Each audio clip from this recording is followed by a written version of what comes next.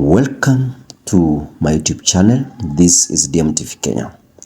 Today we are diving deep into the rise of Morara Kebaso, a bold political activist gaining popularity in this country. And we are going to look also his potential impact on President William Ruto's government and his fresh approach has caught the attention of many, especially the youth we call Gen Z.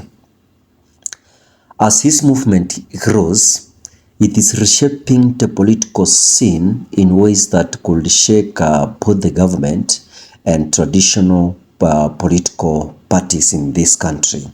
So in this analysis, we'll explore how this man could affect the president's administration and what it means for Kenya's future.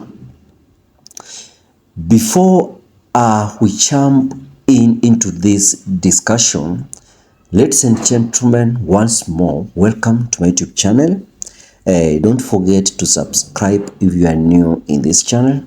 And for the returning subscribers, thank you very much for coming back to watch my videos. And of course, don't forget to like this video.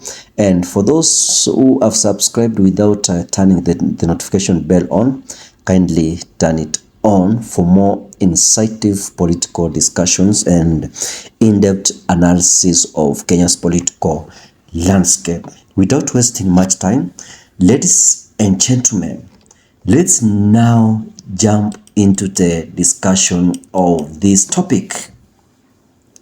Morara Kebaso has become a voice for young Kenyans who feel ignored by the political elite.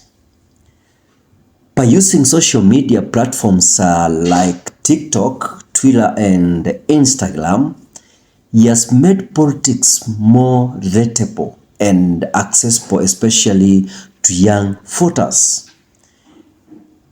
His style of imitating the president and direct approach make complicated issues easy to understand. For President Ruto, this is both a challenge and an opportunity. If Morara continues to engage and inspire the youth, he could change the way this large demographic interacts with politics, demanding more from the government. There's so many people who are accusing Morara what he's doing, but I want to say that the government could face increasing pressure from generation that demands jobs, accountability, and transparency. President Ruto must either engage with this youth movement or risk support from this critical group in the next election. It doesn't matter whether Raila has joined in his government, but it is very difficult for him to be the president next if he's not going to engage the youth of this country.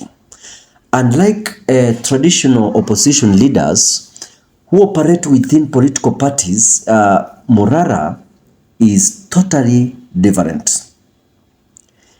He's an independent voice pushing for better governance and civic responsibility. And his activism does not rely on elections or party politics, but on grassroots movements. You've seen nowadays how he's moving countrywide, and many Kenyans are supporting him. So this presents a new style of challenge for the Ruto's government, and one that can't be easily controlled or negotiated with like political rivals. What does this mean for Ruto's government? Morara's style of criticizing the government could lead to widespread civic engagement, creating an environment where citizens are more actively involved in holding the government accountable. This makes it harder for the government to ignore or downplay important issues like corruption. You will understand how President Ruto played his game until he won the elections. Recently, Morara called for public donations to support his movement. Speaking debates about accountability and trust. How he manages this fundraising effort will determine his credibility moving forward. If he maintains transparency, it could lead to greater public demand for the same level of openness from the government.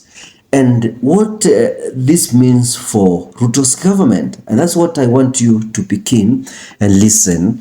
If Morara, the movement has successfully holds itself to high standards of accountability, it will set a place that could